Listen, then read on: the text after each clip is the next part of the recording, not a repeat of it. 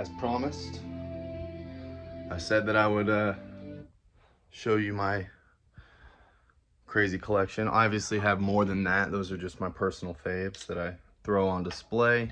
And just in case you were into anime, about half of that was animes. I'm a nerd, and I'm unashamed to admit that I'm a nerd. So pause 2 seconds.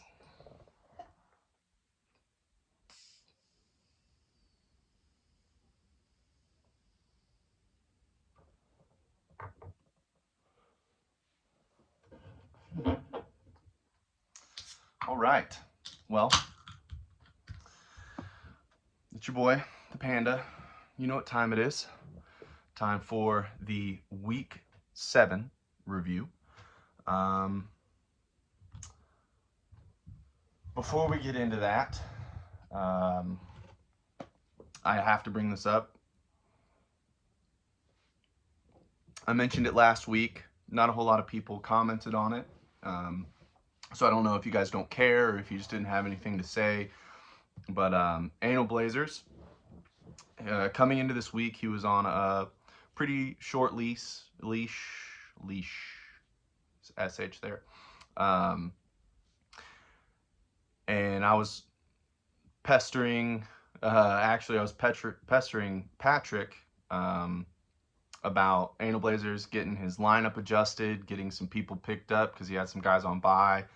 And at the 11th hour on Saturday, Anal Blazers did update his lineup. But unfortunately, he left a guy who ended up being doubtful and then not playing on his starting roster. That was Darren Waller. Probably wouldn't have helped him out a whole lot. He lost pretty handily. But nevertheless, we have a strict policy here that you have to start a legal lineup of 11 players that are playing every week, with some caveats. Like, for instance, Anal Blazer's very first mistake, it was a game time decision. He didn't know Chris Carson was out. He was doubtful, very similar to Darren Waller this week. And typically, we'll give a guy a pass on something like that, just because sometimes, you know, you get your lineup set and then you have something going on. You're probably not going to watch the game, so you don't really know what's going on there. So we try to be reasonable. And if this was his first time, or even if, you know, last week with him keeping Carson in his lineup, even though he was on IR, if that hadn't happened, Darren Waller would probably just be another, like, holy crap, this guy's an idiot kind of mistake. But we're obviously looking at him in a magnifying glass, and this was unacceptable. So me and Trump talked throughout the weekend, well, throughout the early part of this week, about how to handle the situation. And we turned to the bylaws, and written into the bylaws, basically it says, without exceptionally extenuating circumstances, we don't boot people out. And even if it would go up to a vote, which me and him agreed would likely not pass, because Google last season, who had much more egregious faults, was even voted to finish out the season before he elected to remove himself on his own. And to put it simply, you know, if you don't care about this, then you don't understand, like, what's at stake here. Okay, so for those of you not in Anal Blazers division, you have to understand that the Anal Blazers division, which consists of myself, the Panda, 22 Dream Team, King Turd, and ooh, I'm drawing a blank on who the last guy is right now. Oh, Anal Blazers. So those, those other three owners, other than Anal Blazers, we get two automatic wins. Granted, his team isn't very good, but if he put in effort, he could have made that team better, especially earlier in the season. A lot of guys that are doing well now are on the waiver wire after the first few weeks. So essentially, everybody in that division is going to get two free wins, which affects the wild card. Um, and then for those of us in his division, he's handing out four free wins to two other division mates. Which on my end, when I'm two games back now, after falling to 2-5 this last week, I need Anal Blazers to compete. I need Anal Blazers to steal some wins from these guys so that I can hopefully gain some ground, maybe even gain a leg on them. And so it's frustrating for me, but it should also be frustrating for everybody else because of our wild card spot. But regardless, um, this is a problem, and me and Trump agree that it's a problem, and it's one that we need to fix. We need to eradicate this problem. That being said, we do not consider two of the three lineup violations to be extenuating circumstances. So he technically still has one before we would put it up to a theoretical league vote. We will be keeping an eye on him from here on out and watching him with a magnifying glass to make sure that he at least attempts to do something. And we will be amending the bylaws at the end of the season. We will give you updates on that. We don't know where we're going to go with it or how we're going to handle it quite yet. That's something we've decided to deal with later on in the season, but it is something that we are strongly considering doing. So be mindful of that, and please, everybody, even if you realize you're probably not going to make the playoffs, do everybody a favor. Continue setting your lineup.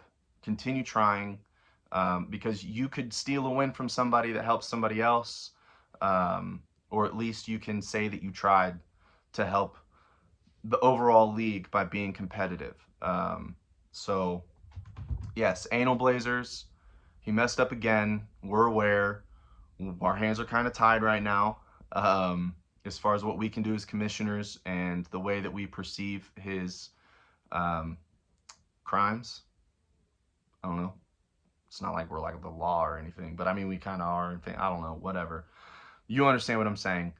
He broke the rules, and we'll just be monitoring it. So once again, if you're not frustrated, you should be. If you're not angry, you should be.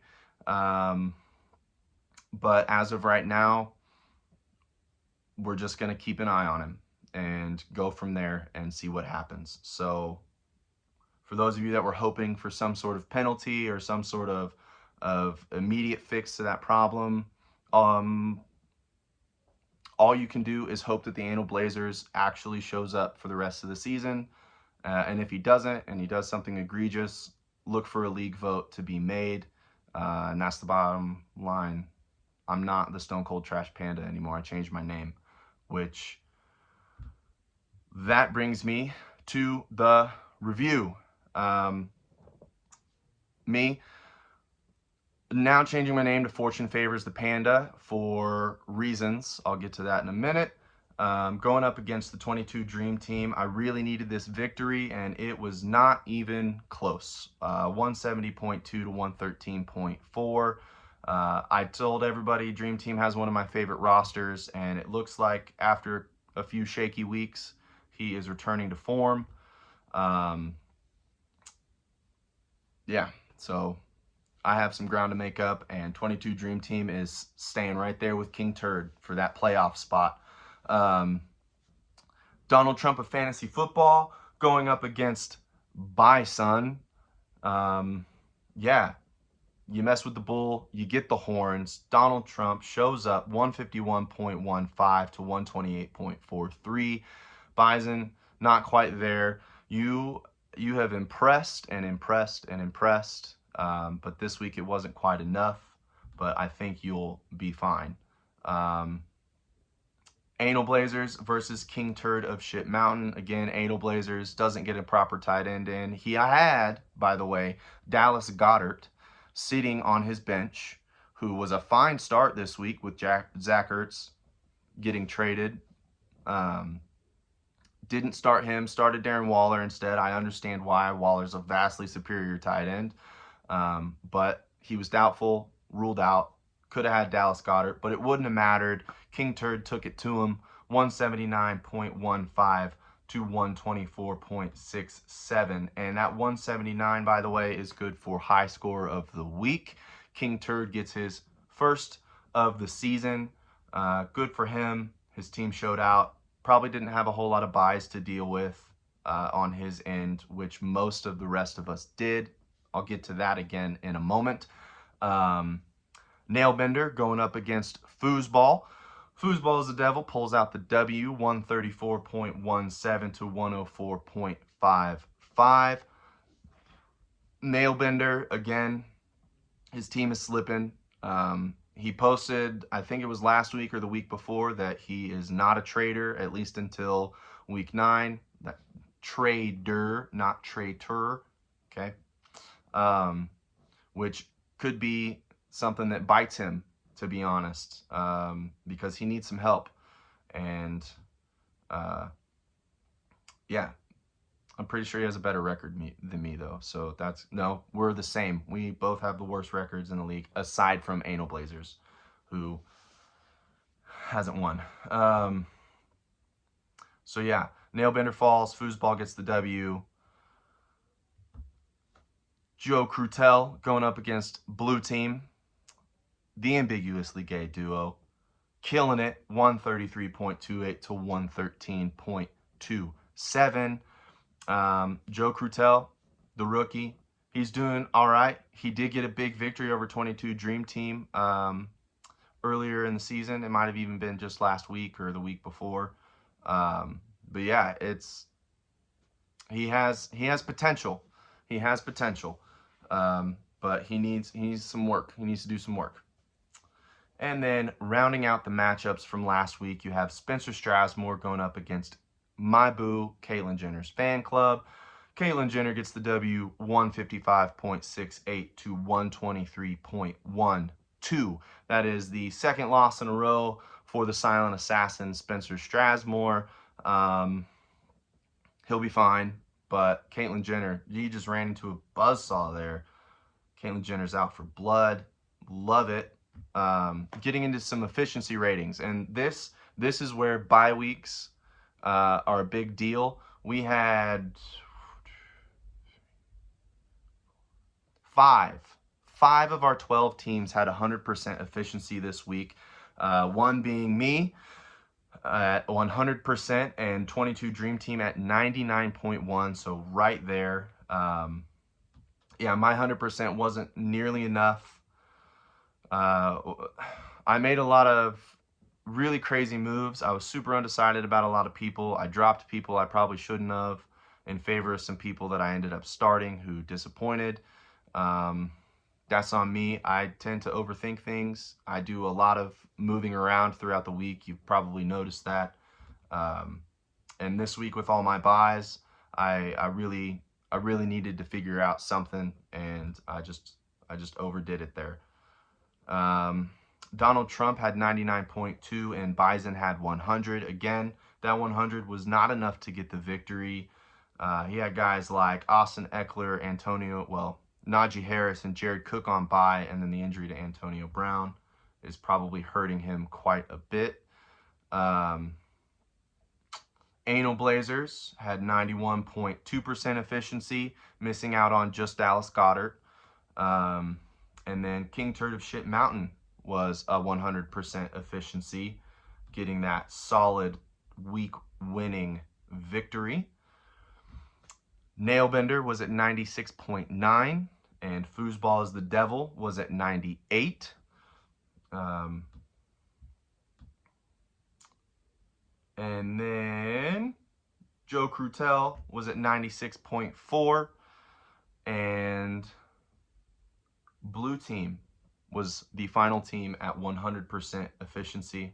Oh, I missed two. My bad. I'm sorry. Spencer Strasmore also had 100% efficiency, and Caitlyn Jenner's fan club had 96.5% efficiency. So very cool to see that again. When you start having these buys, like last week, I believe the most teams were collectively on bye than there will be at any other point in the season. And so with that, there's a lot of players that you have to pivot off of. And so what you end up with is a whole lot of barren benches, and basically you're rolling out exactly as many players as you have to that are starting. So um, yeah, very cool to see that this week. Um, Getting into the division standings, Donald Trump of fantasy football comes all the way from the basement. Started, I believe, at 0-3. No, he started out at 1-2 through the first 3 weeks. Has rattled off 3 straight victories to end up in a tie for second with Bison, who he beat this week at 4-3. And then Spencer Strasmore sits atop at 5-2. And then Caitlyn Jenner, who is fighting and clawing, stole a victory from Spencer Strasmore, 3-4. So all 4 teams are pretty much in the thick of that race. It's very cool to see. And then you have in Bidenville, King Turd and 22 Dream Team sitting there at 4-3 apiece, tied for first. And then Fortune favors the Panda at 2-5, 2 games back, and then Anal Blazers 0-7 at 4 games back. I think it's safe to say he doesn't care. And then to finish it off, the Libertarian Shanty Blue Team, now sitting with the best record in the league at 6-1. Foosball's the Devil at 5-2, 1 game back. Joe Crutel at 3-4, 3 games back, and then Nailbender quickly falling out of the running at 2-5. He is a guy that I will honestly be monitoring to make sure he starts, or to make sure that he continues to start putting a competitive lineup in. Because I don't think I've ever seen him do this poorly at fantasy football. So it'll be interesting to see how he responds to that. And there was something else. Oh, shout out to Blue Team. He just signed Deshaun Watson to his team in anticipation of the news that Houston and Miami have agreed to the terms of a trade. But the Miami Dolphins are waiting for his legal issues to be more clear before making it happen. So unless they can get some pretty solid evidence that he can play the rest of the season by November 2nd, which is the NFL trade deadline, I think it is safe to say that's a risky pickup. But I wanted to give you the shout out. I love that bold move. It's awesome. And then, oh yeah, the week that will be. Let's take a look. Reports, franchise.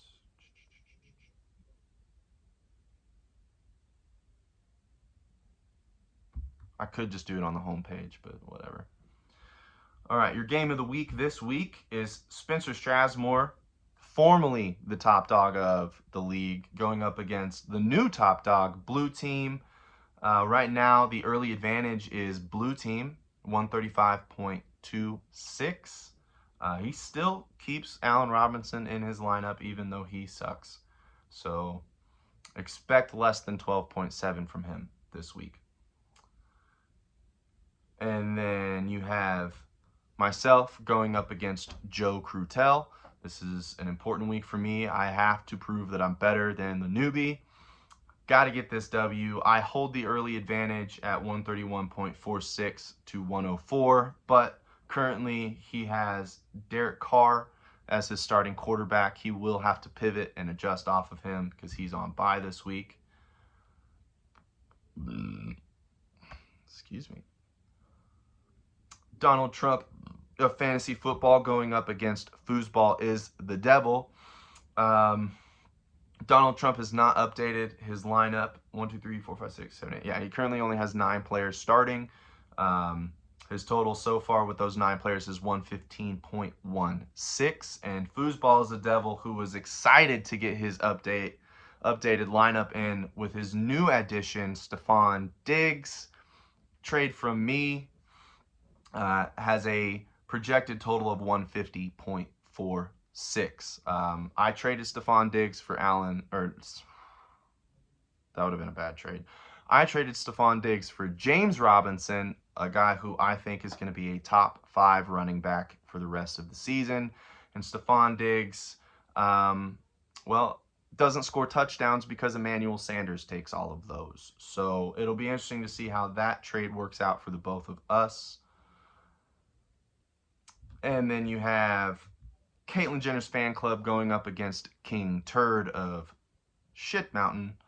Caitlyn Jenner with the overwhelming early advantage, 140.88 to 96.85. However, Josh Jacobs and Mark Andrews, who are both on bye, are still sitting on King Turd's starting lineups. So expect that total to go up. And then you have Bison at 22 Dream Team. This will be an interesting matchup. I view these two owners relatively equally.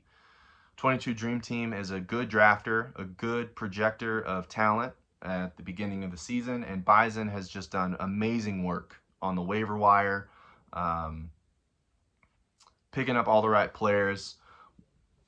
That being said, 22 Dream Team does get the early edge here, 150.23 to 117.74. Yeah, that'll be an intriguing matchup for sure. And then to round out the matchups, you have the Anal Blazers going up against Nailbender. The Anal Blazers is expected to get trounced 101.48 to 147.03. That being said, once again, the Anal Blazers has bye weeks to deal with. Darren Waller and Henry Ruggs are both on bye this week, so it'll be interesting to see how quickly he gets that lineup adjusted, and if he does at all. So, yeah. Super excited for Week 8. A lot of important matchups coming up. Once again, I'm fielding all trade offers. I try to keep communication open with anybody that offers me a trade. If I haven't, feel free to call me out publicly on the league chat. But I'm fielding all trades. Don't be afraid to send some trades out there. I've already accepted one this week. I'm trying to get another one done later this week, hopefully before Thursday, because it involves a Thursday player. And just trying to make sure I got it all worked out here. Yeah, I think that's it from me. So thank you all so much again for participating. Please, comments, concerns, anything that you might have as far as an opinion over the Anal Blazer situation, the trade that I made with Foosball, or anything else that was mentioned in this review, or just the review in general, please, please, please hit that league chat. I want to hear some people's opinions. I want to hear what people are thinking on everything involving our league this year. So with that, Panda out.